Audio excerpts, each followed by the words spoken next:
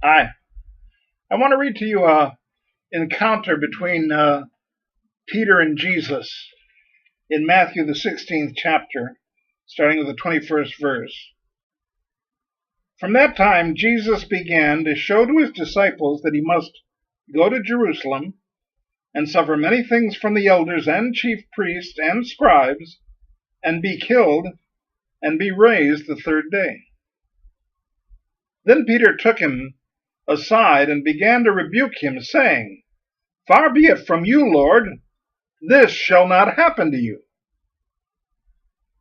But Jesus turned and said to Peter, Get behind me, Satan. You are an offense to me, for you are not mindful of the things of God, but the things of men. Now that's kind of a scary thing to say. And Peter not only shows his belligerence in that point, but you remember at one time that when they were betraying Jesus and they went to kiss him, Judas kissed him, and then Peter tries to stop the thing. He raises his sword and he cuts off the ear of one of the soldiers. I guess Peter was going to fight and stop the whole thing once and for all.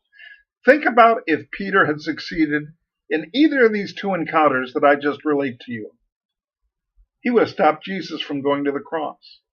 And you and I would have had no salvation.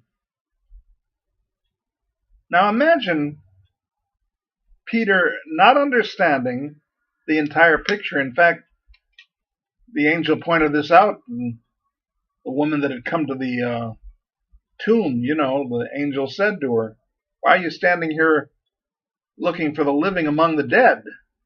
Jesus is not here. He is risen as he said. This was Jesus talking to Peter.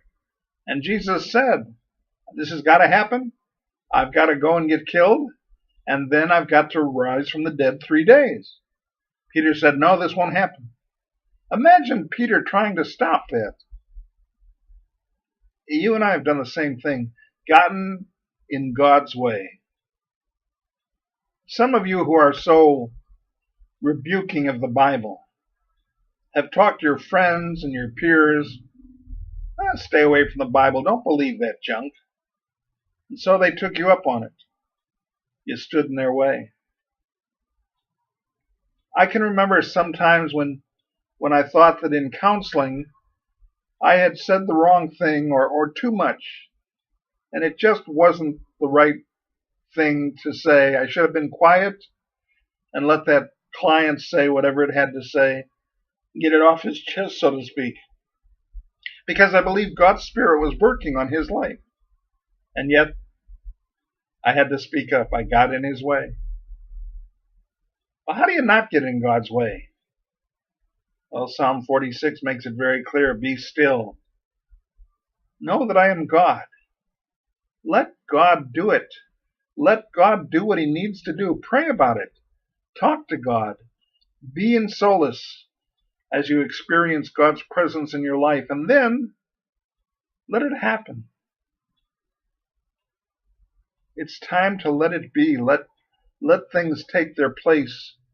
All things working together for good to them that love God. Let God handle it. God must know what he's doing.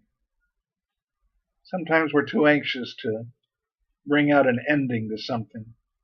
We've either got to have our approval, or we've got to have our notice or our attention.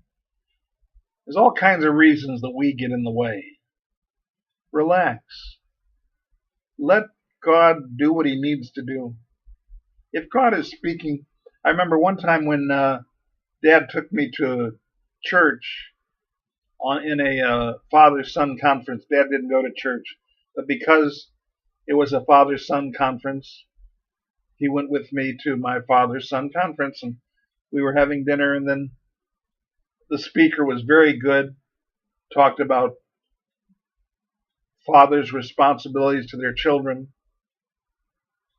And Dad was amazingly quiet, very silent. I knew the understanding, and I believed he was uncomfortable with what he had heard.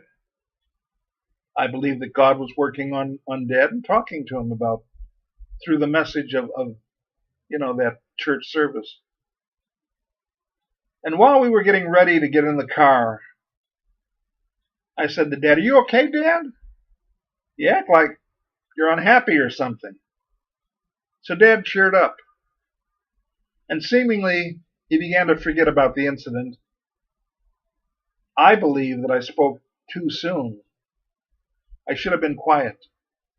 I should have let the Holy Spirit work on Dad and do what it was doing. But no, I was worried about Dad's uncomfortability. I had to make sure that Dad felt good.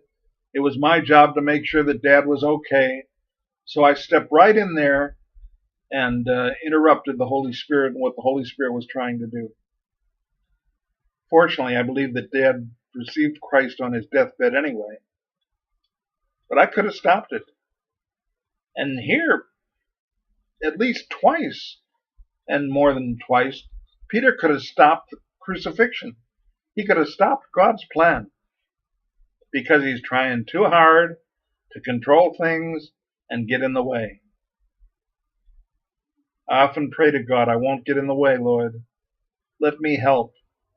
If my ego gets in the way, if I get in the way, if I stand up and try to stop something that you want to continue, please help me to have the wisdom so that I don't get in the way. Give God a chance to do what he wants to do in your life.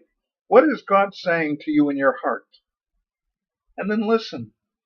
Obey. Obedience is better than sacrifice. And don't lead like Peter. Don't stand in front of Jesus and say, "Hey, I won't let this thing happen."